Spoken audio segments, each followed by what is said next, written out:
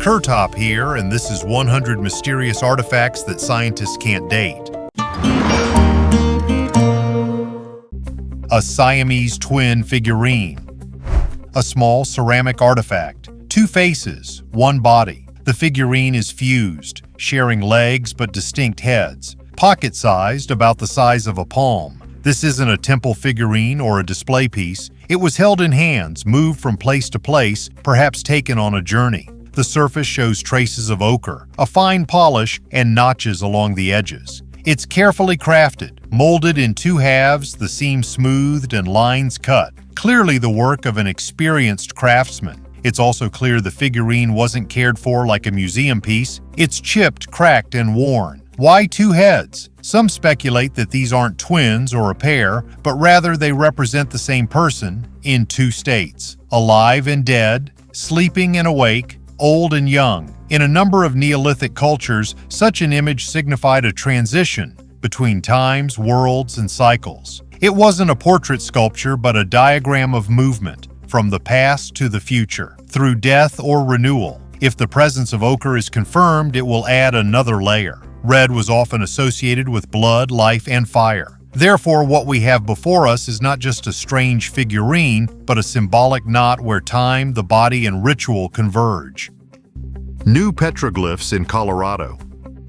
Archaeologists from Poland have discovered ancient indigenous paintings and reliefs on the border of the states of Colorado and Utah in the United States. Working for over a decade, this team has been studying 3,000 years of Pueblo culture. Research is being conducted at the Castle Rock Pueblo complex on the Mesa Verde Plateau. The site is popular among archaeologists and tourists due to the ancient settlements and rock art created by the Pueblo culture. Pueblo agricultural communities developed one of the most advanced pre-Columbian cultures in North America, including the construction of multi-story stone houses and rock art. The team discovered previously unknown galleries and petroglyphs dating from different historical periods. The oldest of them, depicting warriors and shamans, date back to the 3rd century AD. Most petroglyphs date from the 12th and 13th centuries and include images of shamans, warriors, animals, and hunting scenes. In the 15th to 17th centuries, when the area was inhabited by the Ute tribe, hunting scenes appeared on the panels. In later centuries, images of horses appeared, reflecting the Spanish conquest. Palanca's explorations led to the discovery of unknown petroglyphs 800 meters above the cliff settlements, which were used for astronomical observations and calendar determinations in the 13th century. Coprolite Lloyd's Bank. Not all gruesome archaeological discoveries point to our murderous past. Some artifacts may be shocking for entirely different reasons. For example, the Lloyd's Bank coprolite may be the largest piece of fossilized human feces in history. It was found in 1972 during excavations that were to become a branch of Lloyd's Bank in York, England. This find, 7 inches long and 2 inches in diameter, dates back to the 9th century AD. It is believed to have been produced by a Viking who lived in the settlement then known as Jorvik. Microscopic analysis of fossilized feces revealed traces of pollen grains and cereal bran. This indicated that its creator, let's call him that, was on a diet of compound bread. The coprolite still contained parasite eggs, which showed that the person had been infected with whipworm and human roundworm, a dangerous parasitic worm that can penetrate tissues and exit through all human orifices, including the corners of the eyes. They may not be pretty, but coprolites can provide us with information about the health and diet of the average person from past eras that you could never get from books or scrolls. Archaeologists who specialize in this kind of research are called paleoscatologists, and those who have studied Lloyd's Bank coprolite consider it as valuable as the crown jewels. Celtic village and Roman settlement. Archaeological breakthrough in Munich. On the northern outskirts of this German metropolis, scientists have stumbled upon an amazing discovery: the remains of an ancient Celtic village dating back 2,500 years and traces of Roman settlers. This village, flourishing during the era of the Celtic civilization of Latine, was home to our ancestors right up to the 1st millennium AD. And now, while digging for a new residential area, archaeologists have discovered houses from that era whose outlines we see as mysterious circles on the ground. At the very center of the settlement stood an imposing building surrounded by wooden structures resembling colonnades. points, possibly a gathering place for the local community. Archaeologists also found different types of dwellings and evidence that the inhabitants lived in half-timbered houses. The amazing cemeteries of this era, with evidence from Celtic and Roman times, make us understand that this area was inhabited and rich for many centuries. Each ceramic plate, jug with intact handle, drinking vessel made of soapstone, and even the rare sickle from the burials tell stories of days long gone. The La Palma vase.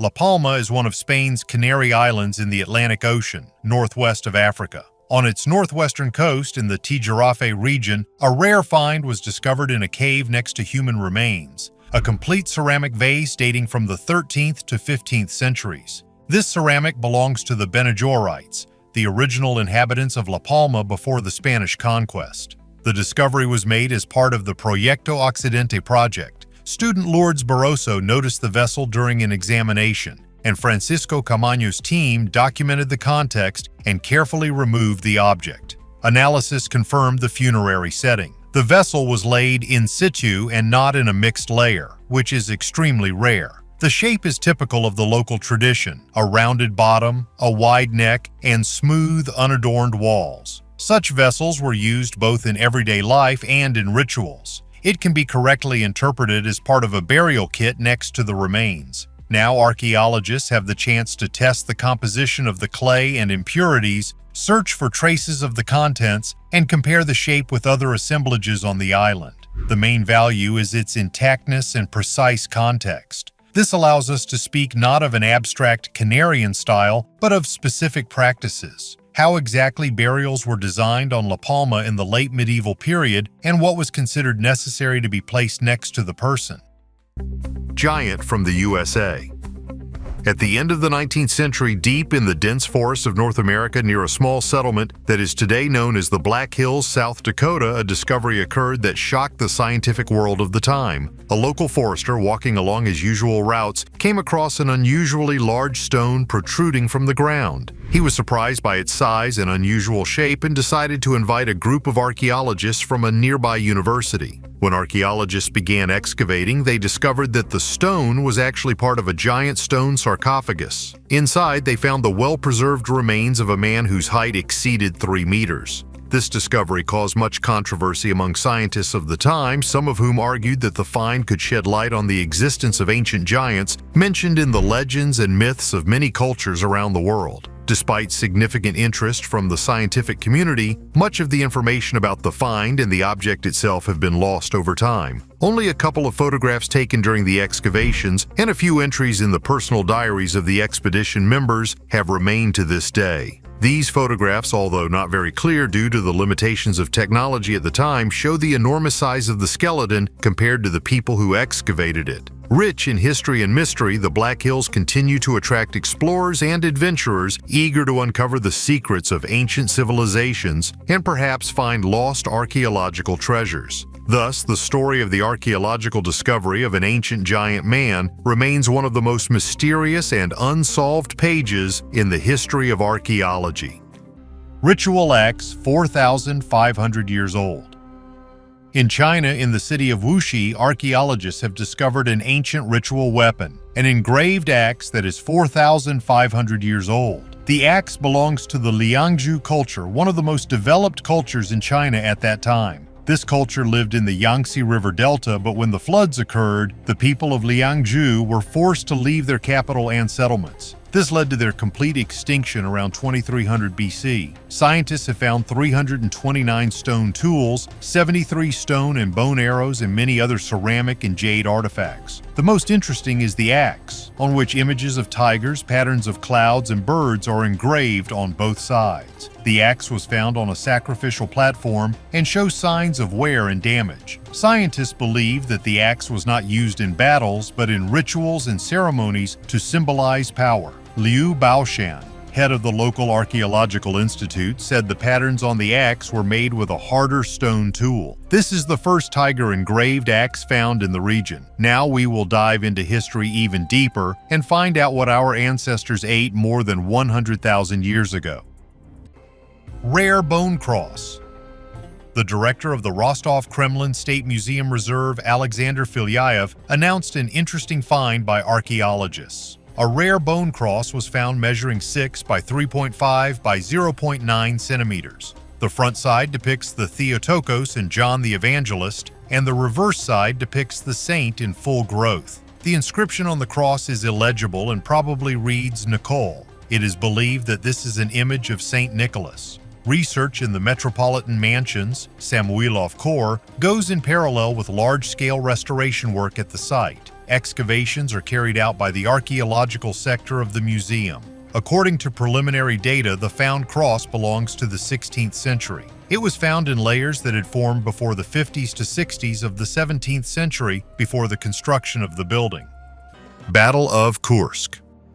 Archaeological research at the site of the legendary Battle of Kursk, one of the key battles of World War II, continues to yield amazing finds. This battle, which took place in the summer of 1943, was the largest tank battle in history, determining the further course of the war on the Eastern Front. Excavations at the site of this large-scale confrontation have revealed hundreds of artifacts that allow us to better understand the course of events and the conditions in which Soviet soldiers fought. The finds include famous tanks, Soviet T-34s and German Tigers, fragments of guns and equipment, as well as ammunition. These finds will help historians reconstruct the battlefields in detail and understand how exactly tank and artillery duels unfolded on the battlefields of Kursk. Particularly valuable are artifacts related to tactical maneuvers and fortifications used by both sides. Personal belongings of soldiers were also found: medallions, letters, elements of uniforms. These objects help to take a new look at the human side of war,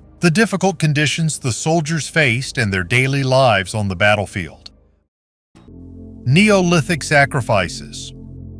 On Eulenberg Hill near Magdeburg, Germany, archaeologists have discovered a complex Neolithic burial site with 2 monumental mounds dating back 6,000 years. The 2 mounds, located 200 meters apart, contain wooden burial chambers with several burials. Since 2023, archaeologists from the State Office for Monument Protection and Archaeology of Saxony-Anhalt have been actively studying Eulenberg in anticipation of the construction of an industrial park by Intel. Eulenberg, thanks to its fertile soils, has been used for settlement since the early Neolithic period. During the Ballberg culture, 2 large wooden burial chambers were built. Burial practices varied, from simple burial pits to burials in wooden chambers under mounds, indicating public or family burials. About 1,000 years later, during the globular amphora culture, the road between the mounds was used for processions with sacrifices of young livestock and human burials. Log coffin culture. An ancient legacy left by a culture that flourished in northwestern Thailand is surprising archaeologists with its unique burial customs. Some 40 burial sites where people found their final rest in teak coffins decorated with intricate designs testify to a highly developed Iron Age culture. Researchers from Germany and Thailand analyzed the DNA of ancient people to uncover connections between different communities. Between 2300 and 1000 BC, a mysterious culture flourished in Mae Hong Son province. DNA analysis of 33 ancient people from 5 coffins found that genetic relatedness played a key role in burial traditions, highlighting the importance of family ties in choosing a burial site. The study was a breakthrough in Southeast Asian archaeology, providing the first analysis of genetic and cultural relationships at the level of ancient communities. Despite the difficulty of preserving DNA in tropical climates, scientists have identified 2 major genetic lineages linked to agriculture, indicating deep connections to the Yangtze and Yellow River valleys in China. Why did they try to dismantle the pyramids of Giza? The Egyptian pyramids have been considered a wonder of the world for more than a century, striking the imagination of each new generation. But not everyone knows that because of the greed of the rulers of Egypt, we have more than once risked losing them forever. 12th century, by our standards, deep antiquity. But then the pyramids of Giza were as ancient as they are today. However, the young Sultan of Egypt, Al-Aziz Usman, did not appreciate antiquities too much and therefore decided to demolish them. Historians do not know exactly what motivated him. Some say that he believed that treasures were buried under the Pyramid of Menkaure, not only inside its chambers but also under the foundation of the structure. Others say he wanted to destroy the pyramids so he could use the stone to build a new city wall. This seems like a plausible explanation, as other Egyptian leaders demolished smaller pyramids to get stone for construction. Al-Aziz did not seem to care much about the historical significance of the pyramids. Moreover, he did not even know about it. He knew that they were very old, but people at that time did not know who built the pyramids and why. In some historical periods, people did not know at all that these were the tombs of kings, believing that they might have been ancient granaries. The Sultan ordered his men to proceed with the demolition of the Menkaure pyramid. Things didn't work out, however. Historians have repeatedly described how incredibly difficult it was to build such large buildings without modern equipment. As it turned out, destroying such structures without modern technology is not easier. The workers managed to loosen several huge blocks which fell into the desert sand and probably flattened several assembled onlookers. But it was such a slow process that Al-Aziz eventually withdrew the workers. The opening, which they managed to dismantle, exists to this day. This was not the last time someone tried to take apart the pyramids. Modern Egypt began in the 19th century under the rule of Muhammad Ali Pasha, who wanted to take apart the pyramids and use the rubble to build a dam and block the Nile. He reasoned that he would get rid of the old and give it a new life, putting it at the service of modern technology. As the story goes, the rescue of the pyramids fell to the chief French engineer, Linant Pasha. Linant volunteered to head a commission studying the costs of the project, and through some ingenious calculations, he convinced the Sultan that he could save a lot of money simply by extracting the stone needed for construction from a quarry. Linant himself told this story many times, however, constantly changing some important facts. For example, confusing the name of the Sultan, at whose court he served. It is possible that Linant's participation was his fantasy, and the Egyptian engineers themselves came to the conclusion that it is easier to extract stone in an ordinary quarry. After all, crushed stone is cheap, and dismantling the pyramid is the opposite. Treasures of Ghana. Two leading British museums have agreed with the Ghanaian government to return gold artifacts stolen in the 19th century. Last May, the Asante Hene, King of Ghana, met in London with the directors of the British Museum and the Victoria and Albert Museum. It was decided to transfer 32 gold exhibits taken by the British 150 years ago to Ghana for 3 years. In 1874, the British plundered the royal palace in Ghana. In 1896, another military operation took place, leading to further robberies. The museum's joint statement acknowledged that the seized items have cultural and historical significance to the Asante people and are linked to British colonial history. Items being returned include a golden peace pipe purchased at auction for £85, as well as rings, scabbards, soul discs, knives, and necklaces. The British feared that this agreement could become a precedent for the return of other items captured during the colonial wars. Personally, I am very glad that finally valuable exhibits from museums are gradually beginning to return to their homeland. Why did people break shale rings?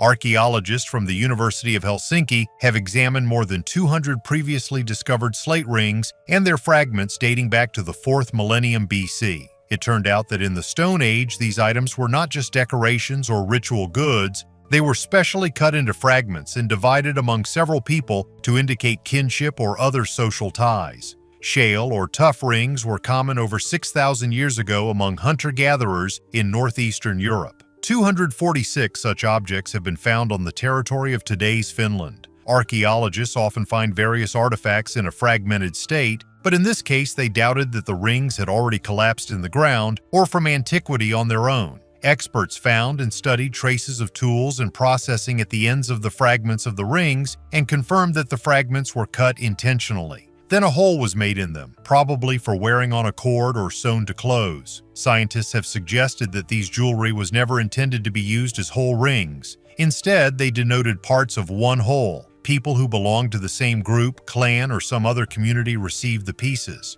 Also, some rings have been found in Stone Age burials. According to archaeologists, there is an example when two fragments of the same ring were found in neighboring graves, which could indicate the relationship of the buried. One part was never found. Apparently, at the time of the funeral, one more person remained alive. With the help of X-ray fluorescence analysis, it was possible to establish that the jewelry comes from present-day Russia, from the shores of Lake Onega. From there, they were delivered hundreds of kilometers through an extensive network of exchanges. Products differ in chemical composition and design.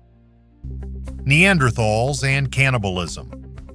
Evidence found in several places indicates that Neanderthals not only practiced cannibalism, but also made tools from bones. A few years ago, archaeologists discovered 40,000-year-old Neanderthal skeletons in the Goya Caves in Belgium. There were cuts, pits, and incisions on their bones, all signs that they had been killed. In addition, the bodies were also skinned and cut, and their bone marrow removed. All this suggests that people became victims of cannibalism by other Neanderthals. Other food sources found in the same caves, such as deer and horses, were prepared in the same way. In addition, the femurs and lower legs were used as striking tools. Back in the 1990s, researchers discovered the remains of 6 Neanderthals, including 2 children in the Moula-Gercy cave in France. They had the same markings as the others, but they also had Neanderthal chewed finger bones. A gigantic animal graveyard. Northern Mexico City, basalt plains of the Zulua-Gango Basin. When a new airport was being built here, bulldozers encountered not rock, but a dense layer of bones. At first, they thought these were isolated finds, but step by step, the excavation uncovered entire fields of Pleistocene fauna, skulls and tusks of Columbian mammoths, horse shoulder blades, and fragments of camelids. The density of the material is such that archaeologists had to adjust their construction schedule. After a preliminary study of the bones, scientists concluded that shallow lakes and marshy areas lay here in the late Pleistocene. In the spring, the banks became muddy, and heavy animals fell through, breaking their limbs and drowning. This formed traps where dozens of skeletons accumulated over centuries. Some mammoths show injuries consistent with falls and prolonged struggles in the viscous mud. Others show traces of predators and erosion. At neighboring points in the same basin, traces of humans from the end of the Ice Age were previously recorded. Cut marks on bones, disassembled carcasses, and neat arrangements of shoulder blades and ribs. This allows us to understand the overall picture of the past, where humans, predators, and large herbivores met near water, sometimes with tragic consequences. Isotopes can reveal what mammoths ate in their final months and how the climate changed at the end of the Ice Age. Sometimes simple construction work can yield more results than decades of archaeological excavations. Egyptian artifacts in Antarctica. This story sounds like science fiction, but some sources, including reports from military expeditions during World War II, point to strange finds in the Queen Maud Land region of Antarctica. Among them are fragments of columns allegedly covered in hieroglyphs and the remains of stone structures resembling Egyptian capitals. None of this has been officially recognized, and all the objects have either disappeared or have been declared natural formations. But the question remains, where did this evidence come from? One theory suggests that in ancient times Antarctica was not covered in ice. The Piri Reis map, compiled in the 16th century, shows the outlines of the continent's coastline under the ice, with an accuracy that modern cartographers have only achieved with the help of satellites. How did a cartographer from the 1500s know this? And if he didn't know, who did he copy from? Some alternative researchers believe that civilizations could move between continents long before our understanding of migration. If Egypt really was part of a network spanning the Earth, then perhaps its traces can really be found in the most unexpected places, where no one is looking. One private report leaked online spoke of a fragment of an artifact found in an ice cave, metal, an unknown alloy, engravings, undeciphered symbols close to Egyptian. But the artifact disappeared, and all the participants of the expedition signed a non-disclosure agreement. Tried to hide it from the government. During the construction of a house in the village of Mohammadpur Baganki, Haryana, India, ancient bronze idols dating back about 400 years were found. The statues depicting the Hindu deities Vishnu and Mata Lakshmi are distinguished by exquisite carvings and designs. The owner of the site tried to hide the discovery by offering the builder who discovered the artifacts money for silence. However, the builder contacted the police, and thus the authorities learned about the existence of the idols. Local residents, regarding the idols as a divine blessing, expressed a desire to build a temple on this site, but the Department of Archaeology refused, saying that the artifacts were the property of the state and should be preserved for study and subsequent storage in a museum. The statues are currently undergoing scientific analysis to determine their exact age and history. Previously, scientists confirmed that the idols are about 400 years old. Researchers are also looking for inscriptions or marks on the idols that could shed light on their origins. Found in ancient underground shelter. Scientists have found an ancient underground city where the first Christians hid, and it is, not surprisingly, in Turkey. A couple of years ago, under the Turkish city of Midyat, research began on a large-scale cave complex. Local residents knew about the existence of the caves themselves, but had no idea about the scale of underground structures. First, archaeologists found a corridor in one of the caves which led to the dungeon. In the underground city, altars, warehouses used for provisions, wells, as well as a network of tunnels were found. Presumably, the first Christians hid here almost 2,000 years ago from the persecution of the Roman Empire. At that time, this region was part of the Roman state, and the city of Midyat was located in the province of Assyria. Scholars believe that Christians who were initially fleeing persecution used the underground city after the collapse of the Roman Empire to hide from numerous wars that eventually led to the Islamization of the region. According to archaeologists, the underground city ceased to exist after the genocide of Armenians, who are also Christians, occurred in 1915. Researchers have unraveled the Voynich manuscript. The Voynich manuscript has intrigued scientists and cryptographers for more than 600 years. This document, filled with ciphertext and unusual illustrations, gives rise to many hypotheses, from magic spells to obscene texts. But researchers from Macquarie University have concluded that the contents of the manuscript are not only decent, but also contain information that was not for everyone at the beginning of the 15th century. Dr. Keegan Brewer, the study's lead author, says the manuscript is a medieval reference book on gynecology, including information on sex, contraception, and the treatment of gynecological diseases. The encrypted nature of the text suggests that access to this information was sought to be limited to a certain group of readers, women, which is a clear example of gender censorship. The manuscript contains many illustrations of plants, animals, and people, but the researchers' special attention was drawn to the drawings of naked women pointing to their genitals. These images clearly hint at the gynecological focus of the text. Women's secrets, as women's health was called in the Middle Ages, were heavily censored despite extensive study. The patriarchal culture of the era feared the female body and its functions, which was reflected in the medical texts of the time. One of the largest and most enigmatic illustrations, known as rosettes, may symbolize the generally accepted views on sex and contraception of the time. According to the ideas of that time, the uterus consisted of 7 chambers, and the vagina had 2 openings. Perhaps the 9 circles in the illustration symbolize these anatomical details. Thus, the Voynich manuscript may not be just a collection of meaningless symbols or a joke, as some have suggested, but an important historical document revealing approaches to women's health in medieval Europe. Janus in gold. Under the ground of Krakow's Wawel Castle, archaeologists discovered an amazing artifact, a gold ring from the 11th to 12th centuries with a two-faced design, unique in Polish history. Unlike typical Christian symbols of the era, the decor of the double-faced ring may indicate a connection with Janus, the Roman god of beginnings and transitions, who has no analogues in Greek mythology. This rare find demonstrates the high level of craftsmanship of its creators. The ring, which has a thickness of 1.5 millimeters, a diameter of 4 millimeters, and a circumference of 57 millimeters, is distinguished by its intricate decoration. This makes it exceptional among other early medieval jewelry found in Poland, which was usually either unadorned or had simple geometric designs. Researcher Jerzy Trzebinski emphasizes the uniqueness of the ring, suggesting that it could have been made by local craftsmen and may have belonged to the upper echelon of society during the Piast dynasty. The ring was found in the basement of the Danish Tower, built by order of Vladislav II Jagiello during the era of reconstruction of the castle. The oldest malt in Britain.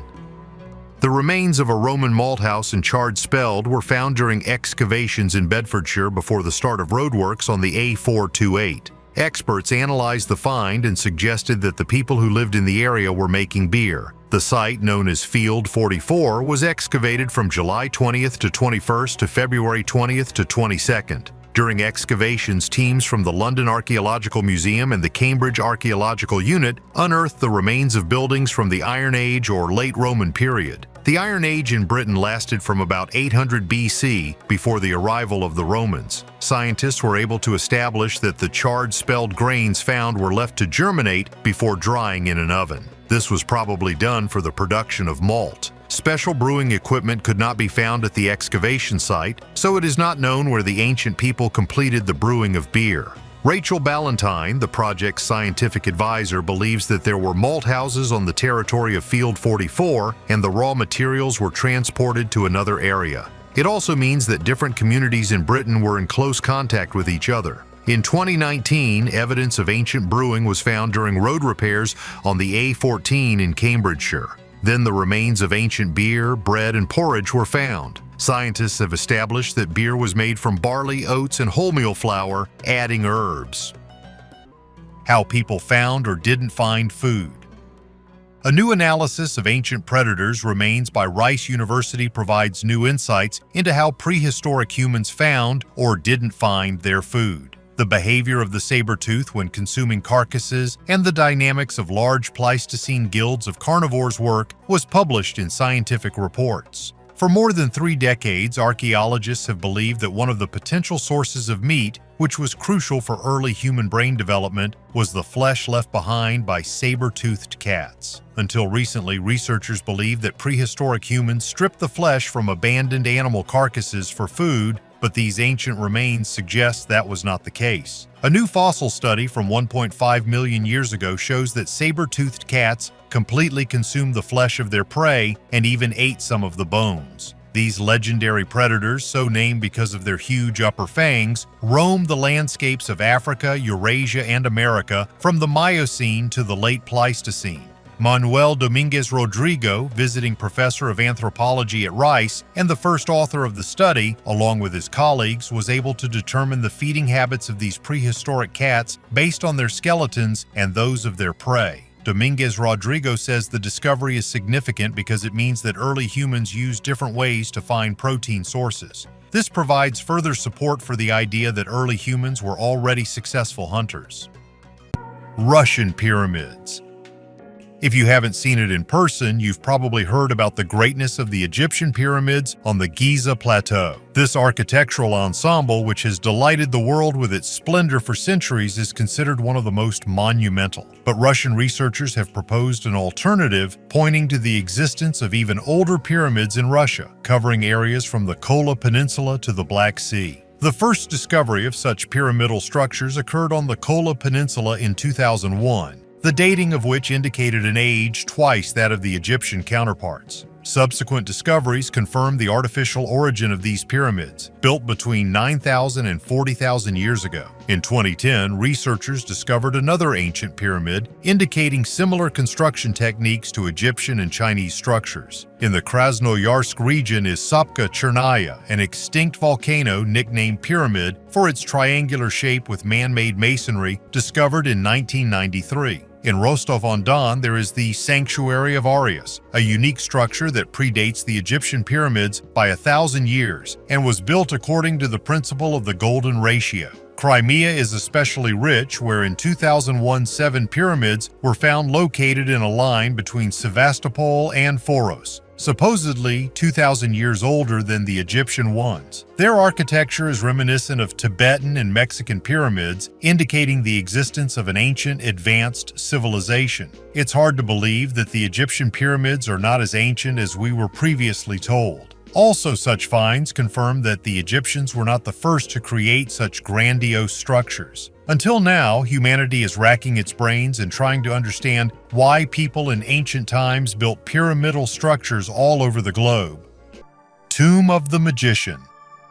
In Saqqara, the necropolis of ancient Memphis, archaeologists have discovered the tomb of the royal physician Teti Neb-Fu, who lived about 4,000 years ago. According to the surviving inscriptions on the walls and sarcophagus, it has been established that he served under the pharaoh Pepi II and held many titles: chief physician of the palace, chief dentist, director of medicinal plants, priest and magician of the goddess Selket. Since Selket patronized dangerous creatures with poison, scientists believe that Teti Neb-Fu knew how to treat poisonous bites. Despite the fact that the tomb was partially looted, its walls have been preserved in excellent condition and are decorated with bright paintings, scenes of offerings, a false door, ritual images. In addition to royal burials, burials of royal officials, including associates and servants of Pepi II, were previously found in Saqqara. Recently, several stone sarcophagi with hieroglyphs dedicated to the gods of Upper and Lower Egypt were also excavated there. According to experts, the splendor of Teti Nebfu's final resting place speaks to the high status of healing and magic at that time.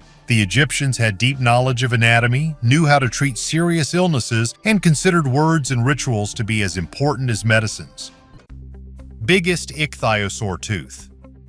This tooth is huge by ichthyosaur standards. Its root was 60 millimeters in diameter. The largest specimen still in a complete skull today was 20 millimeters and belonged to an ichthyosaur that was almost 18 meters long. However, estimating the size of an ichthyosaur from its teeth alone is not an easy task, because the most toothy species are often not the largest. The fact is that marine predators with large teeth often spend a lot of energy hunting, while giant filtering predators can afford to swim slowly, collecting the smallest prey. Other record finds in the Alps include the largest trunk vertebrae in Europe, rivaling even the 21-meter Shastasaurus sicaniensis, the largest ichthyosaur fossil ever found. However, the researchers note that they need new finds of ichthyosaur fossils to complete the picture. Ancient Roman giant. In an area near Rome, archaeologists have discovered a unique ancient human skeleton with gigantism. With a height of 202 centimeters, the man stood out among his 3rd century contemporaries, where the average height was about 167 centimeters. Gigantism is an extremely rare phenomenon, affecting approximately 3 people in a million, and is associated with the dysfunction of the pituitary gland in childhood. Previously, partial skeletons had been found in Poland and Egypt, presumably indicating gigantism, but the Roman find was the first confirmed case from antiquity. The skeleton was found in 1991 during excavations of the necropolis in Fidena under the administration of Rome. The archaeological team immediately noted the unusual length of the tomb, and later research confirmed the features of the bones. The researchers found skull lesions consistent with a pituitary tumor, as well as disproportionately long limbs and evidence of bone growth in early adulthood. The early death of a man, presumably between 16 and 20 years of age, may indicate problems associated with gigantism. The skeleton was found without funeral items, and its burial did not differ from the traditions of that time, which indicates its acceptance by society. The symbolism of this find underscores the interest of Roman high society in people with physical abnormalities. A figure without a face.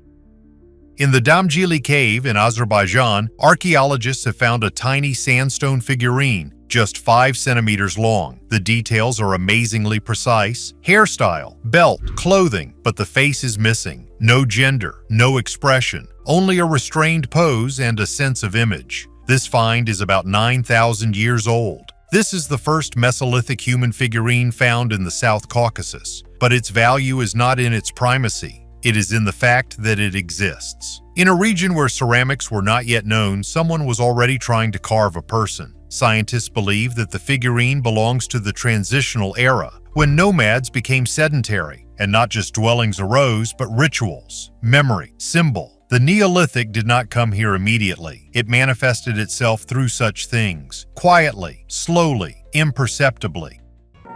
Mysterious objects that are 130,000 years old. Archaeological discoveries in the Racibórz region of Poland have shed light on the activities of Neanderthals more than 130,000 years ago. For 2 years, an international team of specialists, including from the universities of Wrocław and the University of Silesia, as well as the Czech Academy of Sciences, carried out research, planning to study the geological structure of the area. Professor Andrzej Wisniewski noted that the discovery of the stone tools was an unexpected gift. Artifacts found 10 meters underground in sediments formed during the last ice age show that Neanderthals visited the area and left traces of their presence here. Archaeologists have emphasized the uniqueness of some tools, which have double-sided asymmetrical cutting surfaces reminiscent of modern broad-bladed knives. These tools may have been used for specific tasks, such as butchering, and analogs of such objects are rare at other ancient sites north of the Carpathians and the Alps. Ancient remains from the time of the death of dinosaurs.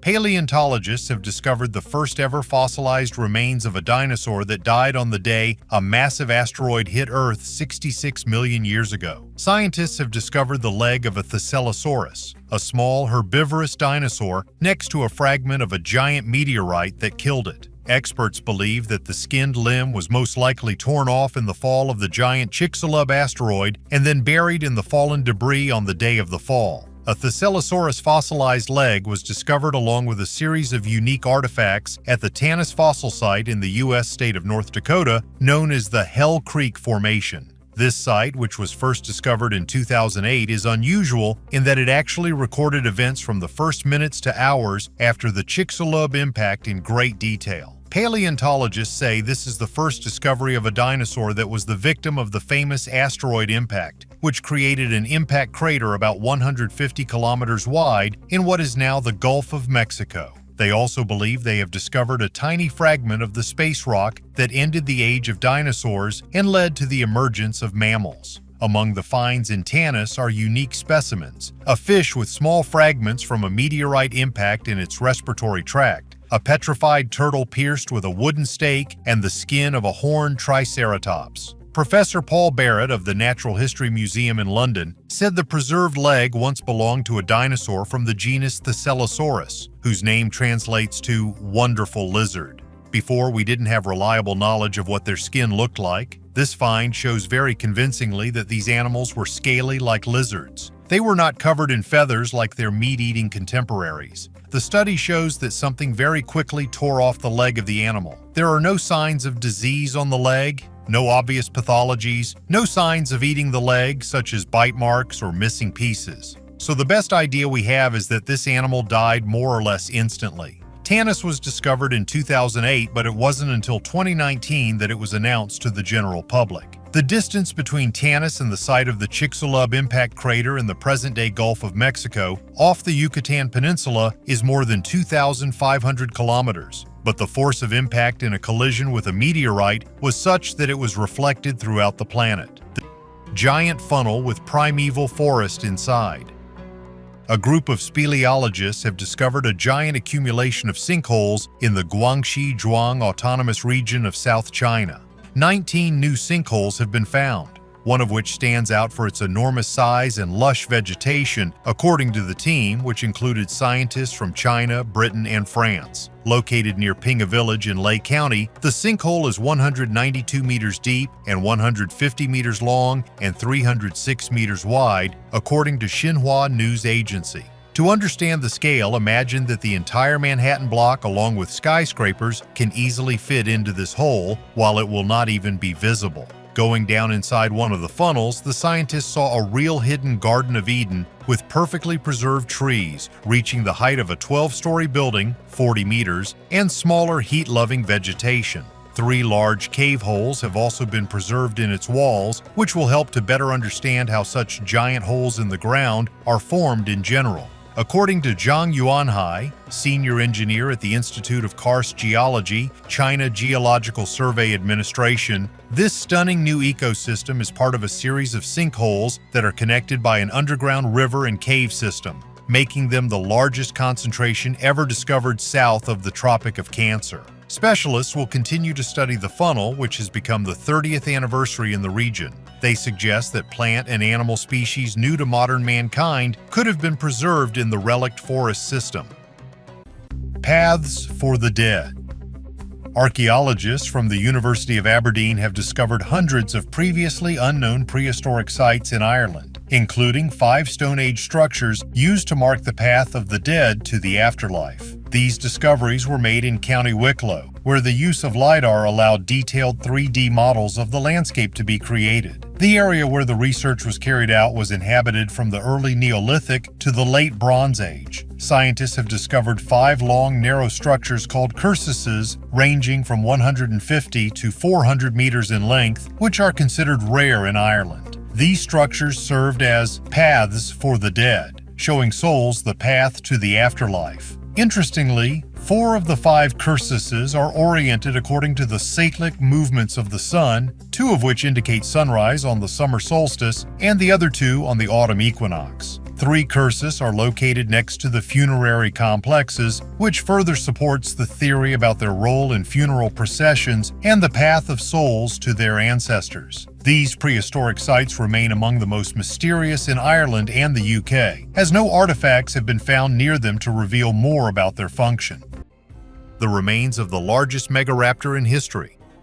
A team of paleontologists led by Mauro Aranciaga Rolando have recovered the skeleton of one of the largest carnivorous dinosaurs known to science. It was discovered back in 2019, but due to the coronavirus pandemic, excavations had to be postponed. The extinct monster was named Mype macrothorax in honor of the evil spirit from the mythology of the Patagonian people Tulcha. The remains found indicate that the dinosaur had a length of up to 10 meters and a weight of about 5 tons, which made it an incredibly dangerous predator. For comparison, other megaraptors were up to 8 meters long and were only a meter taller than a person, but at the same time they were incredibly efficient when hunting. Outwardly, megaraptors looked like tyrannosaurs, with which they were confused in the past, but new research points to 2 fundamental differences. First, the bones of megaraptors were partially hollow, which made them excellent runners. Secondly, the small forelimbs were actually very developed, and with the help of claws up to 35 centimeters long, the raptors could inflict terrible wounds on their prey. There is a version that megaraptors could even grab their victims and tear them apart without using their mouths, because their teeth are rather small. Probably these predators relied on the speed and strength of their claws, and their size allowed them to hunt almost any fowl that lived on the territory of modern Argentina 70 million years ago. Victim of the Curse of Pompeii. An unusual phenomenon is happening in the Pompeii Archaeological Park. Tourists are returning stolen artifacts and asking for forgiveness, believing that a curse has fallen on them after the theft. One of the last letters received by Gabriel Zuchtriegel, the director of the park, aroused great interest. The woman in the letter apologized for taking the stones from Pompeii and talked about her illness, breast cancer, which she was diagnosed with a year after the visit. She admitted that she did not know about the curse and asked to return the stones to their historical place. Zuchtriegel published a photo of the letter on social networks, noting that the stones had returned home and wished the sender good luck. He stressed that the theft of artifacts is a crime that the park is required to report to authorities. According to Zuchtriegel, hundreds of similar letters with apologies and stories about the curse are being received. Many claim that after the theft of artifacts from Pompeii, misfortunes befell them, illnesses, and financial difficulties. In 2020, a Canadian woman returned mosaic tiles, an amphora, and a fragment of ceramics that she had stolen 15 years ago. In the letter, she spoke about 2 cases of breast cancer and financial problems. Nicole explained that she wanted to own a unique piece of history, but now believes that the artifacts contain negative energy. What do you think it was? Did these artifacts really have the magical power of a curse? Or was it karma that overtook the plunderers of antiquity? Write your opinion in the comments under the video. Africa in Israel. In the south of Israel, in the Negev desert, archaeologists have explored the Tel Malhada Hill, one of the places associated with the biblical city of Molada. Among the finds from the 6th century next to Christian burials, they discovered something unexpected: 5 hand-carved ebony figurines. The material is Sion ebony, which grows only in southern India and Sri Lanka. This in itself is a mystery, but the faces are most surprising. The figurines depict male and female torsos with expressive features, wide cheekbones, flattened noses, and a high forehead. Researchers are sure that these images have African features. On their heads are massive headdresses with holes made in them, possibly to wear the figurines as pendants or amulets. The burials themselves are Christian. Glass vessels, bronze and stone jewelry, and alabaster objects lay nearby. And among all this, there are figurines that clearly come from another culture and another world. This is not just a trade item. This is an object that had meaning. Perhaps these were images of ancestors. Perhaps they were symbols of the homeland that were preserved even after conversion to a new faith.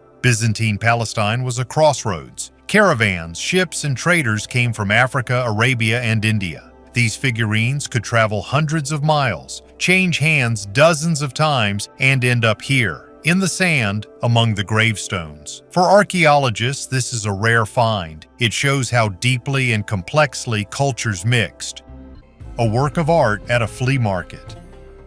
It so happened in England that a young couple saw a small vase with a design of roosters and hens on a black background of which birds soared. But it wasn't just a vase. There were engravings on its bottom which alerted buyers. After the purchase, they decided to investigate the issue further and turned to the auction house, Canterbury Auction Galleries. Specialists took the vase for inspection, and you won't believe it. It turned out to be created at the end of the 19th century by the famous master of the golden age of Japanese enamel, Namikawa Yasuyuki. The master worked in the complex cloisonné technique, which requires some special skill. The vase is now heading for auction, where the starting price will be £10 thousands. The couple plan to spend some of the proceeds on a vacation and give some of the money back to the thrift store in the form of a donation. After all, it was there that they found this treasure. And just like that, just by going to a thrift store, the couple found not just a vase but also a real masterpiece of art, which brought them not only aesthetic pleasure but also an impressive amount of money.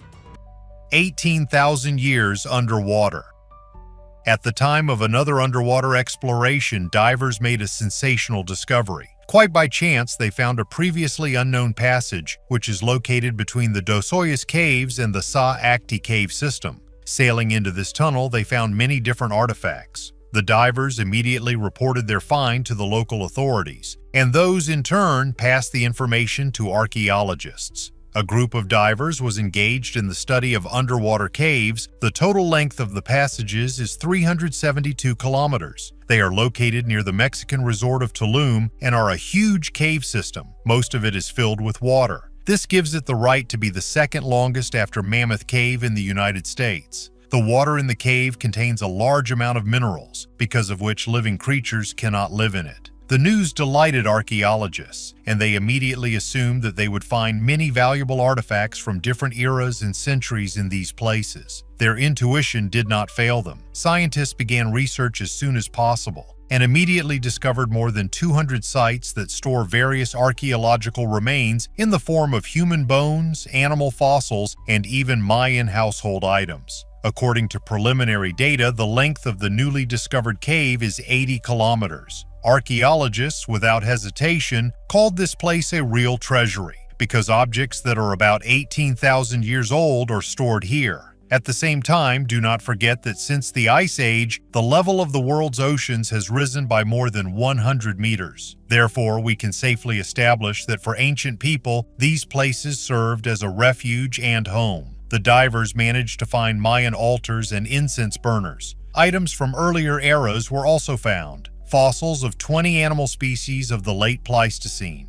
The finds included the remains of 14 prehistoric fires. To what period they belong is still unknown. An interesting find was the tools that have not been studied to date. According to scientists, the age of the found artifacts coincides with the end of the last ice age, 11,700 years ago. At the moment, this place is closed to the public as it is extremely important to conduct research without prying eyes. At the same time, experts express the hope that this is not the last discovery of those places. Idols of silt.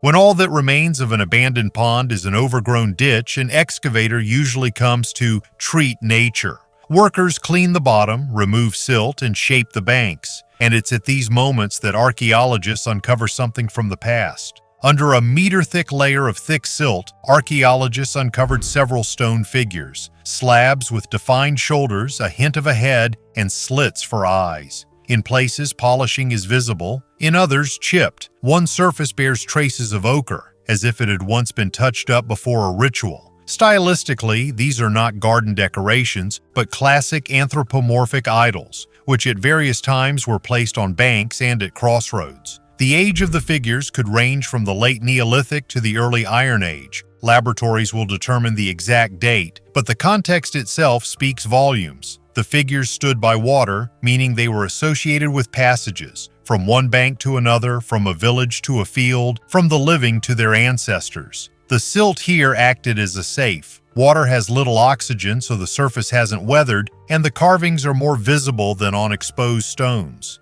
The ends are worn, suggesting they were moved, perhaps repositioned several times as the riverbed changed. The soil bears the imprints of wooden stakes. Such an idol wasn't simply stuck into place. It was secured, propped up, and sometimes lined with small stones like altars. Some theories suggest boundary markers or guarding a crossing. Another, more mundane, suggests a public gathering place for a ritual or council. Such finds are also a reminder of responsibility. Dredging often destroys cultural layers in an instant. They made it here in time. They called in specialists, documented them, and carefully removed them. Now comes conservation, microscopy, and an attempt to find nearby sacrificial pits or ceramic fragments that will provide a reliable dating.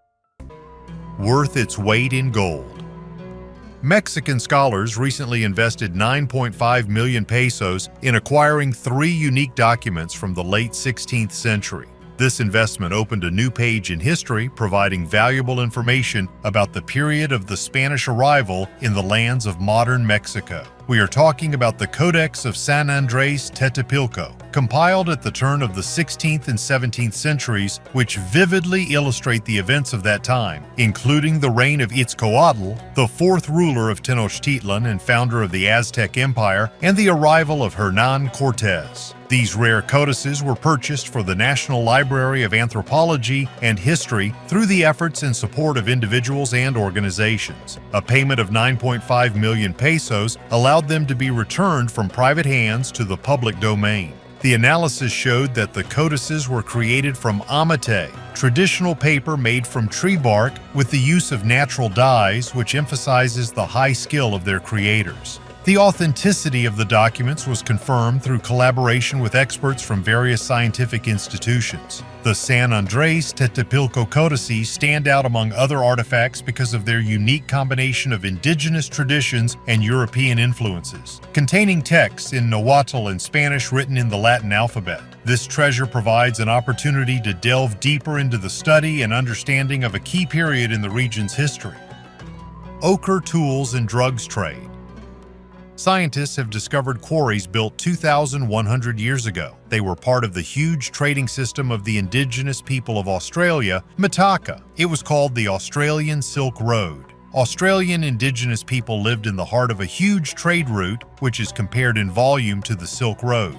Archaeologists have found sandstone mining sites in Australia on an industrial scale. They are, as far as researchers know, the largest in the Southern Hemisphere. This means that the trading systems of the first people of Australia were at the world level. These territories were called the Country of the Channels because of the interweaving of streams that were filled with water from the monsoon rains. Archaeologists were able to find out that the quarries of the Mitaka people who lived here were part of a well-developed trading system. Grinding stones, silicate tools, seeds, and much more were produced there. Grinding stones mined and processed on the land of the Mitaka people were exchanged for ochre, wooden objects, stone axes, and paturi. This is a drug. Mitaka land was once the center of a vast transcontinental trade route that ran from the Gulf of Carpentaria in the north to the Flinders Ranges in South Australia. Mitaka Indigenous Corporation Director Tracy Howe said the facilities were proof they had a truly developed economy. Samurai treasure. Not far from Tokyo, the largest treasure trove of antique coins in Japanese history was discovered. The treasure is kept in a huge clay pot, which is now on display in Kumagaya at the Saitama Prefectural Cultural Treasury, that is, the National Museum. The historical treasure of bronze coins not only reveals new historical data, but also serves as evidence of the natural chemical processes of time. The copper in their bronze alloy has oxidized over the past 400 years, causing the coins to take on a bright green hue due to a patina similar to that covering the Statue of Liberty. The clay pot of coins, which is more than half a meter wide, was likely buried hundreds of years ago. It was discovered by archaeologists last year in ruins that were the site of a medieval samurai pavilion. The coins date back to the 15th century during the Ming Dynasty in China. Coins from the Tang Dynasty, 7th century, were also found at the same excavation site. They are associated with Chinese dynasties because Japan was one of the last great civilizations to adopt its own coin system. The coins were held together on ropes passing through holes, and each rope contained 1,000 coins. The standard of the time was one string of 1,000 bronze coins equal to 1 ounce of silver. This knowledge of the historical period allowed archaeologists to estimate the number of coins without removing them from the giant pot. The number 260 inches was engraved on its lid. This coin hoard represented a huge fortune in 15th and 16th century Japan. For this money, one could buy enough rice to feed 500 people for a year. A letter to a loved one, written 440 years ago. While renovating an ancient cemetery in Andong, South Korea in 1998, archaeologists discovered the 16th century coffin of Yun Tai of the Goseong Yi clan, where they found the mummified remains of a 30-year-old aristocrat. Inside the coffin was a leather bag with documents, including a touching letter from the deceased's pregnant wife. She addressed her deceased husband and the father of their unborn child. Next to the man's head lay sandals woven from hemp and his wife's hair, which was a symbol of love and hope for healing. The sandals were accompanied by a note from his wife saying that she had woven them from her hair before he could wear them. The find was the first archaeological confirmation of the Korean tradition of making shoes from human hair, mentioned in literature as an expression of deep affection. Treasures after a hurricane. The Florida coast, a region with a grand name, the Treasure Coast. This isn't the first time gold has been discovered here, but what divers recovered this summer was one of the largest finds in recent years. 1,056 coins, 5 of them gold. The rest were silver. The total value is about $1 million. But the price isn't the main thing. The coins were recovered from the site where the Spanish fleet sank in 1715. 11 ships loaded with gold and silver from the colonies were en route to Spain when a hurricane struck in the Caribbean. Most of the ships sank, taking with them about 1,000 people. Now, 3 centuries later, part of this treasure has returned to the surface. The coins are well preserved, the coinage is legible, and the mint marks indicate Mexico, Peru, and Bolivia. Some are 8 drachma piastres. Others are rare commemorative issues. According to archaeologists, the find doesn't just add numbers to the catalog. Each coin is a testament to trade, power, and tragedy. They weren't brought for their beauty. They were the currency of an empire. The money that built palaces, bought armies, and supported colonies. Now they're back in human hands, but no longer for profit. Instead, they're fragments of a lost history, swept away by a storm but returned by the ocean. The earliest fragments of the Mayan calendar. 2 fragments of an ancient wall may contain the earliest evidence of a pre-literate Mayan calendar. These images include, in particular, the head of a deer, decorated with a dot and a line on top, which is one of the dates of the 260-day calendar cycle. These fragments were found in a temple built 2,300 to 2,200 years ago on the territory of modern Guatemala in Central America. A number of ancient civilizations in the pre-Columbian Americas, including the Aztecs, Maya, Mixtecs, and Zapotecs, tracked time using 13-day cycles marked with numbers, along with 20-day cycles associated with the gods. In such a calendar, each day was assigned both a number and a reference to a deity, which gave 260 unique combinations before the whole cycle was repeated. It is believed that the Indians used their calendar to determine the moments of the most important ceremonies and also marked historical dates in it and tried to predict future events with its help. Until now, the earliest evidence of the use of the calendar by ancient people came across on stone monuments dating from about 100 BC. Now, David Stewart of the University of Texas at Austin and his colleagues have found evidence that the Maya may have used this calendar a century earlier. Previously, back in 2001, this group excavated in the area of the archaeological complex of San Bartolo, which includes the Las Pinturas Pyramid, which means paintings. During the excavations, it turned out that the Mayans who inhabited this city repeatedly rebuilt the buildings, demolishing the old buildings and using them in particular in order to lay the foundation of the pyramid. Analyzing pieces of gypsum taken from the base of the pyramid, scientists discovered 2 fragments that fit perfectly together, which formed the symbol of the corresponding date. They propped up the door with a valuable artifact. Imagine a unique work of art created by a master for many years served as an ordinary door prop in a barn. In 1930, the Council of Invergordon, Scotland, bought a marble bust of Sir John Gordon for only £5 sterling, an insignificant amount at that time. At that time, no one guessed that almost a century later the bust would be valued at £2.5 million, and the proceeds from its sale would be able to bring up to £125,000 into the community budget annually. This sculpture was created in 1728 by the French sculptor Edmé Bouchardon. known for his works for the gardens of the Palace of Versailles and the Fountain of the Four Seasons in Paris. His works have always been highly valued, and the bust, sculpted in Rome, has special historical and cultural value. However, it was lost due to a mix-up in local authority records, and for many years was used as a door stand in a barn in Ballantor, an industrial area near Invergordon. When it resurfaced, Sotheby's experts valued it at £2.5 million. Medieval Curse of the Devil. In Germany, archaeologists made a unique discovery during the construction of the town hall in Rostock. On the site of a former cesspool next to a 14th century house considered one of the most beautiful in northern Germany, a 15th century tablet with a curse was discovered. The text on the tablet is written in Gothic script, common from the 12th to the 17th centuries. Engraved on it are the words Sathanas Talki Beelzebub Henrik Berith, addressed to Taleka and Heinrich, Henrik. These curse tablets, created from thin sheets of lead, were popular during the Greco-Roman period. They were used to appeal to God's spirits or the dead with requests to influence people or objects. This find in Rostock is especially rare because of the mention of Beelzebub, another name for the devil. Such curses could be used to break off relationships due to unhappy love, jealousy, or the desire to bring trouble to the people mentioned in the curse. Mysterious Stone Age holes.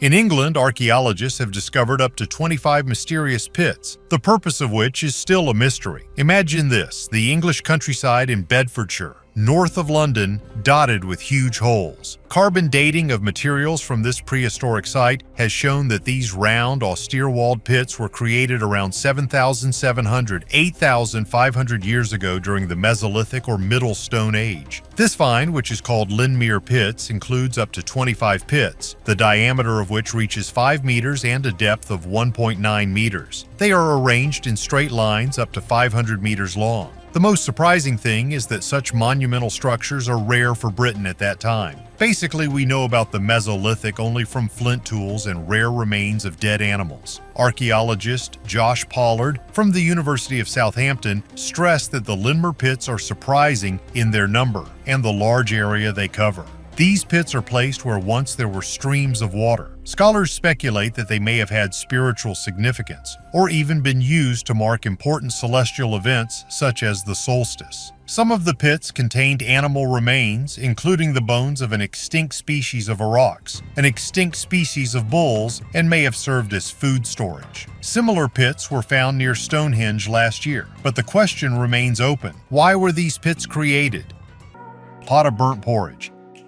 In one of the oldest villages in Germany in Oldenburg LA7, archaeologists discovered a unique treasure, fragments of an ancient pan. This find tells us about the culinary preferences of our ancestors more than 5,000 years ago. They also cooked porridge. Lucy Kubiak-Martins, a renowned archaeobotanist, shared some impressive details. Chemical analysis of the shards showed traces of grains such as spelt and barley, as well as protein mari seeds similar to quinoa. Interestingly, sprouted grains were found, which indicates ignorance of ancient methods of grain drying. This is the first time traces of cooked food have been found on pottery in Neolithic Germany. Cleopatra's sunken port. Off the coast near Taposiris Magna, west of Alexandria, archaeologists have discovered a submerged site with evidence of an ancient harbor. Kathleen Martinez's team, along with marine archaeologist Bob Ballard, describes rows of massive foundations, estimated to be over 6 meters high, cemented blocks, column fragments, amphorae for storage and transport, and most importantly, numerous anchors dating to the reign of Cleopatra VII. Such an array of artifacts typically accompany a working port, mooring lines, storage areas, and navigational equipment. In 2022, a 1,227-meter-long underground tunnel extending to the Mediterranean Sea was discovered here. Its filling contained pottery and artifacts dating back to the Ptolemaic period. The harbor may have served the city complex and temple of Taposiris Magna, and during Cleopatra's reign, her fleet. This is supported by the dating and marine profile of the finds, but further pitting, dating of sediments, and linking of the structures to the ancient coastline are needed. If confirmed, we will gain rare evidence of the appearance and operation of the coastal network near the Ptolemaic capital, not in texts but in stone, wood, and iron. Death penalty for picking up stones. The public is calling on the UK authorities to secure the release of a Briton accused of smuggling artifacts in Iraq. Jim Fitton, 66, is currently in Iraqi custody, where he has spent 5 weeks awaiting sentencing on charges of deliberately trying to smuggle antiques out of the country. Under Iraqi law, he faces the death penalty. Arab News, citing Fitton's family, reported that the man worked as a geologist in Malaysia before retiring, and during a trip to Iraq on an archaeological tour, he visited the ancient site of Eridu and picked up stones from the ground. British MP Vera Hobhouse expressed concern in the House of Commons over the Fitton case. Asia and the Middle East Affairs Minister Amanda Milling has expressed concern to the Iraqi authorities about the possible imposition of a death sentence on a Briton. The man's defense, in turn, takes the position of clearly no criminal intent in Fitton, who was the victim of poor organization of the tour and circumstances. An online petition launched by Fitton's family demanding his release has garnered almost 100,000 signatures since it was launched on April 28th. Ancient Roman city and the longest white road. The use of radar technology during archaeological research has been practiced for more than 1 year, but it was in 2020 that it most successfully proved its worth. Not far from Rome, researchers using georadar found the ancient Roman city of Falerii Novi, and this despite the fact that until that moment it was already considered well studied. In fact, Falerii Novi began to be explored as early as the 19th century, but until recently there were no resources for large-scale excavations. It was the geodetic radar survey that made it possible to discover the architectural complexes of the city previously unknown to archaeologists. Frames, an amphitheater, a bath complex, and others. Another discovery made last year using radar is the longest white road. It is located in Central America on the Yucatan Peninsula. Archaeologists suggest that the age of the road is about 1,000 years, and its construction was the initiative of the queen of the Mayan tribe, Kawil Ahab. Drawings can rewrite the history of a city.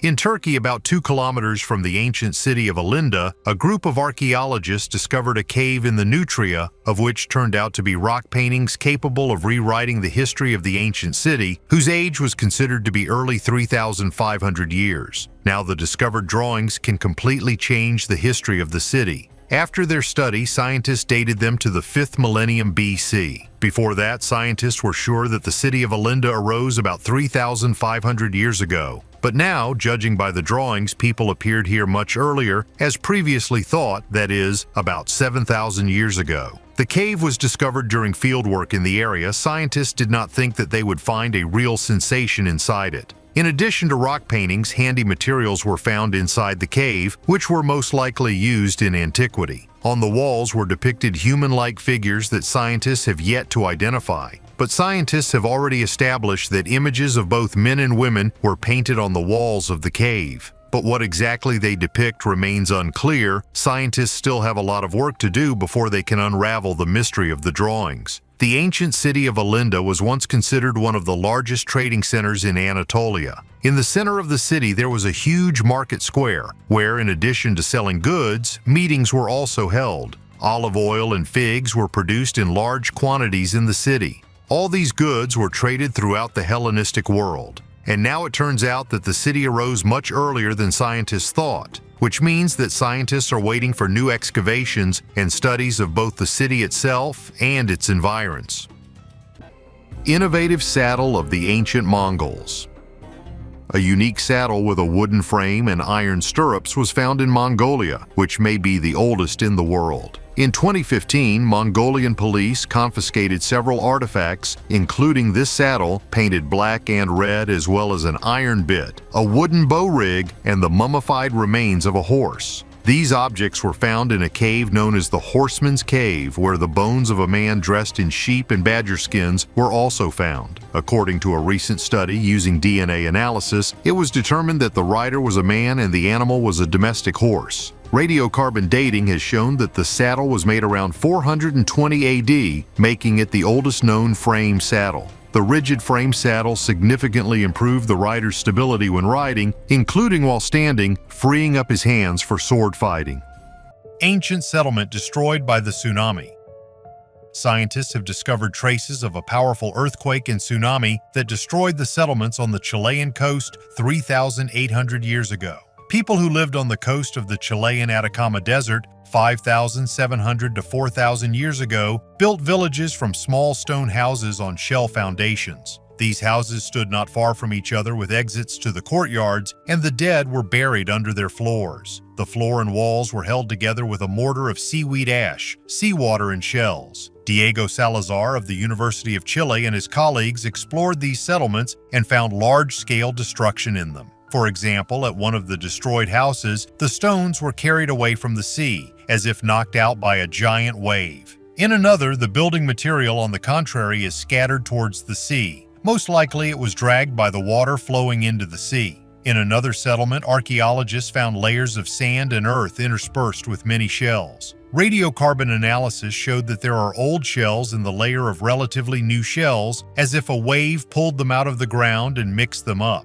After analyzing the destruction, scientists came to the conclusion that 3,800 years ago there was a powerful tsunami, a wave from which destroyed settlements and caused upheavals in society. The reconstruction showed that the earthquake was caused by a giant thrust and subduction contact between the South American tectonic plate and the Nazca plate. The seismic moment of the earthquake should have reached 9.5 points, which somewhat exceeds the most powerful Chilean earthquake of 2010. Subglacial lake in Antarctica.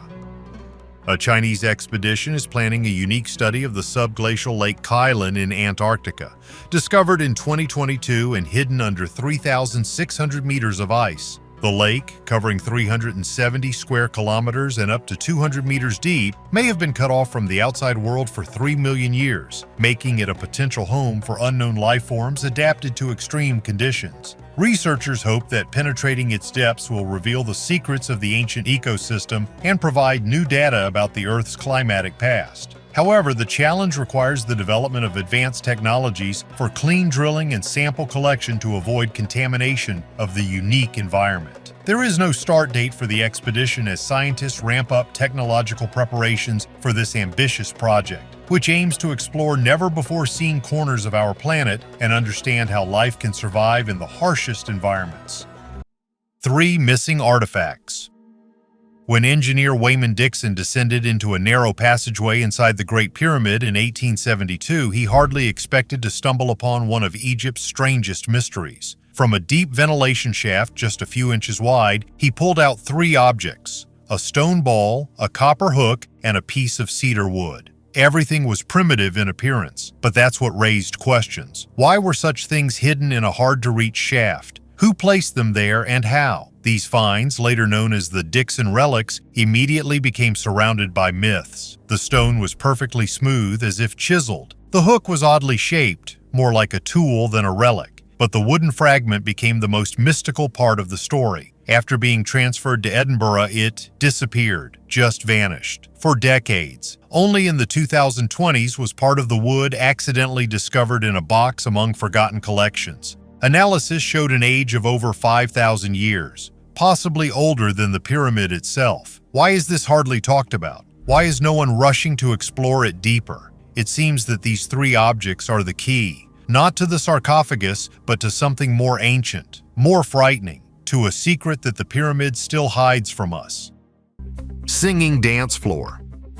In Peru, archaeologists have made an incredible discovery: a singing dance floor, designed in such a way that when pressure is applied to it, it makes a sound reminiscent of playing a drum. Kevin Lane, an archaeologist at the University of Buenos Aires, is certain that this unique dance floor was used for rituals in ancient times. Dancing, in his opinion, was a key part of the Andean rituals, and this platform served as a special amplifier station for the sounds of the dance. By the way, as part of this scene, there was also an honorary platform, or ushnu, a pyramidal structure that the Incas used for important ceremonies. When people stepped on this dance floor, it made thunderous sounds, as if inviting the god of thunder and lightning to join the celebration. To create this musical miracle, the architects conducted a series of experiments with different materials. In the end, they opted for clay and camel dung. Who would have thought that such an unusual material would be perfect for creating an amazing percussive sound? The platform could accommodate up to 26 dancers at the same time, and at this time, the dance floor sounded throughout the district. This incredible outdoor dance floor was located 200 kilometers southeast of Peru's capital, Lima. Researchers suggest that it was created between 1000 and 1400 AD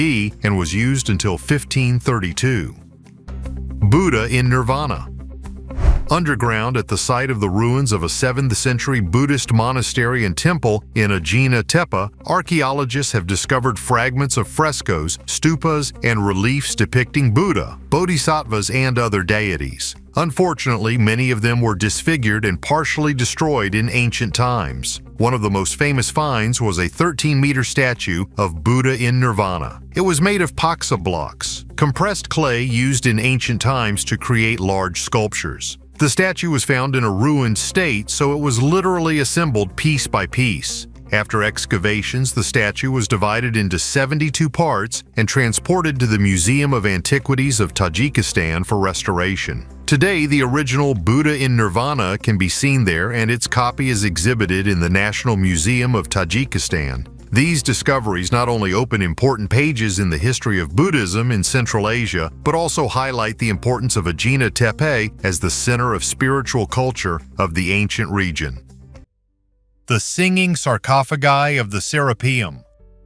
Under the sands of Saqqara lies a 300-meter-long gallery, the Serapeum. In its side niches stand 40 granite boxes, each weighing over 60 tons. Egyptologists call them sarcophagi of the sacred Apis bulls, but inside they are almost empty, only rare remains of bones. But the main thing here is the acoustics. When acousticians from Massachusetts first turned on a low-frequency generator inside one of the boxes in 2019, the granite began to sing, a perfectly pure tone of 110 Hz, which coincides with the resonant frequency of the human chest. If you stand inside, the sound literally vibrates in the bones. Ancient priests could have used this to put themselves, and perhaps the bulls, into an altered state. But then why the half-meter-thick lids polished from the inside to a mirror? There is a hypothesis. The boxes were not tombs, but resonators that amplify the vibrations of the earth. Their polished inner surface reflected sound multiple times, creating standing waves. Some researchers suggest that the complex could have contained an entire sound organ, a system of chambers tuned to different frequencies. If so, the Serapeum is not a cemetery. It is an ancient laboratory of acoustic energy. Ancient Egyptian bread. The bread, estimated to be between 3,369 and 3,406 years old, was found in the tomb of an architect who served Pharaoh Amenhotep III. The bread is an amazing example of how food was preserved thanks to the advanced mummification techniques used by the ancient Egyptians. The Egyptians mummified not only their bodies, but also the food they believed the dead could use in the afterlife. The process involved treating the food with salt, drying it slowly, binding it, and coating it with resin to protect it from deterioration. The loaves show traces of their characteristic texture and shape, confirming their origin and ritual role. The bread was a symbolic and practical preparation for life after death, reflecting the Egyptians' deep belief that they would need everything they had on earth in the afterlife. Rock Crystal Reliquary. This reliquary, created in France between 1175 and 1200, is a work of art and religious craftsmanship. It is made of gold and silver and decorated with rock crystal, which adds transparency and lightness. The relics of saints or other valuable relics of great importance to believers could be kept inside. Such reliquaries often became objects of worship. They were exhibited in churches and monasteries where they attracted pilgrims from all over. The design of the reliquary itself is especially interesting. It is made in the form of a miniature building with decorative arches, columns, and small figures of saints, which symbolize the idea of a spiritual temple. The transparent cylinder of rock crystal allowed believers to see the contents, which strengthened their faith in the sanctity of the stored relics. Artifacts that are not shown. You will be surprised, but not all archaeological finds reach museum display cases. Some disappear even before official documentation. They are not written about in press releases, they are not shown on TV, they are not even included in scientific catalogs. They are either lost or hidden, sometimes by order from above, sometimes to avoid problems, and sometimes because no one wants to explain what it is. In one of the expeditions of the 1970s, which was accidentally mentioned by a former assistant of the Cairo Museum, they were talking about a copper disc that was found. On its surface, there were symbols that could not be compared with any known writing. The object was delivered to storage, and a month later, lost. Later, photographs were found. On them, the disc, and something similar to a map of the starry sky. Only not ours. There is also evidence that in the burials of the 5th dynasty, objects were found made of strange alloys that cannot be analyzed. One of the archaeologists who kept a copy of the report claimed, "This is not bronze, gold, or silver. Something else. Where they are now, no one knows." Someone will say that this is a myth, but then why is access to the storage of the Cairo Museum closed to most researchers? Why can't even Egyptian scientists get there without special permission? These objects could explain a lot, or call too much into question. The remains of a guy with a wolf's mouth. Archaeologists have discovered in Slovakia the remains of 2 individuals who were buried in the 17th or 18th century in a storage pit and in a hastily dug grave. One of them belonged to a young man who had orofacial clefts, a cleft palate, and a cleft lip. According to scientists, their death could have been violent since people with similar vices in some societies were considered vampires. Today, one of the most common craniofacial malformations is orofacial clefts, which occur approximately 1.4 times per 1,000 newborns. Doctors distinguish 3 main forms of this congenital defect: cleft lip, lip, and palate, or only the palate. In colloquial speech, the concepts of cleft lip and cleft palate are used to describe such pathologies. Both genetic and environmental factors are involved in the pathogenesis of this disease. Although orofacial clefts are common today, human remains with such malformations are rare in the archaeological context. The most famous exception is the pharaoh Tutankhamun, whose tomb was discovered in the Valley of the Kings in 1922. In addition to the cleft palate, paleopathologists diagnosed him with clubfoot, Kohler's disease, and several other diseases and injuries. In total, archaeologists know about 50 such examples, and in 80% of cases, orofacial clefts were found in adults. So the remains of one of the individuals were found in Altai during excavations of the burial of the Andronovo-Fedorovo culture in the burial ground of Fursovo 14. He was a young male aged 18 to 23 who died around 1883 by 1665 BC. Scientists noted that the remains of a young man with a cleft lip and cleft palate were found on the territory of Slovakia for the first time in an archaeological context. Archaeologists reported that in modern populations, this pathology is much more common. Perhaps this is due to the fact that in the past there was a high mortality of children with orofacial clefts. There were infanticides. In addition, maternal diet may have reduced the incidence of this malformation. The researchers concluded that both of these people could be foreigners. It seems that the body of a young man was lowered into the pit with his feet down, and perhaps he was previously tied up. An adult man was lowered with his head or back down. The bricks present in the backfill, according to archaeologists, could be due to the fact that the buried were considered dangerous dead. Although the scientists did not find any traumatic injuries, they did not rule out a violent death. But perhaps they could die from illness, hypothermia, or from some other reason. 1,100-year-old skull altar. In 2012, Mexican authorities first discovered a cave that contained about 150 human skulls. The police then thought it was a modern crime scene and planned to open an investigation. Now a new study has revealed that the skulls found were likely the result of ritual human sacrifices performed 1,100 years ago. How can you confuse an archaeological find with a crime scene? The fact is that the skulls of pre-Hispanic indigenous cultures were often found badly damaged. Usually they were split and placed in ceremonial circles. However, these skulls remained completely intact. Police also believe that the cave at Frontera Comalapa was the perfect place for local gangs to hide bodies. Researchers have found that the skulls from the cave are much older than police thought. They date from between 900 and 200 AD. The teeth of the skulls were removed, which was in accordance with the customs of that time. Scholars believe that the site was once home to a tzompantli, or altar of skulls. These are structures that were used by Mesoamerican civilizations to place the skulls of captives or perform sacrifices. Most often, tzompantli were made of wood, so over time almost no traces of them remained. Archaeologists continue to work in the area in the hope of finding similar altars or any other artifacts from those times. Do we have a chance to find out the truth?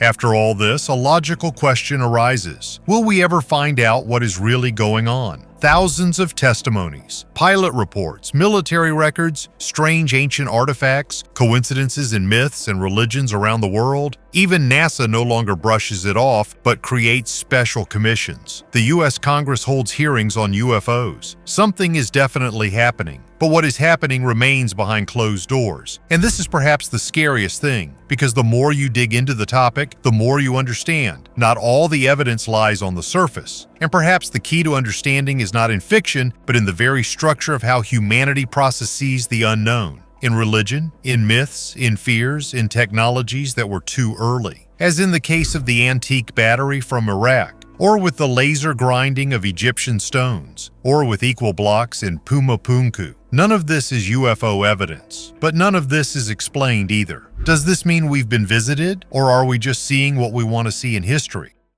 But what if all this is true?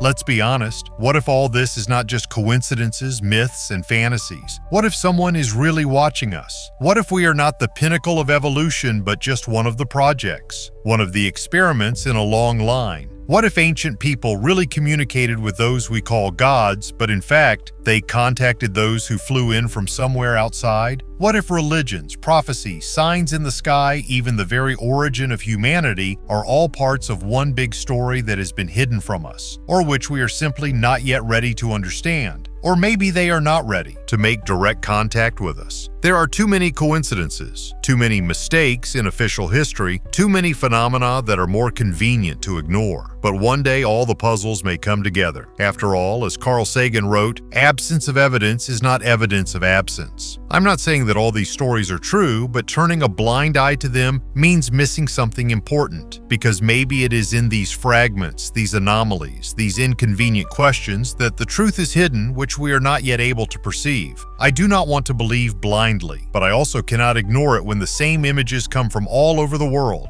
from different eras, from different cultures. Flying ships, luminous entities, contacts with gods who taught, punished, disappeared, and perhaps will return. People have always looked for the answer. Where did we come from? But what if it already exists? We just haven't been looking in the right place all this time? And if we are not alone, then who is looking at us from the sky?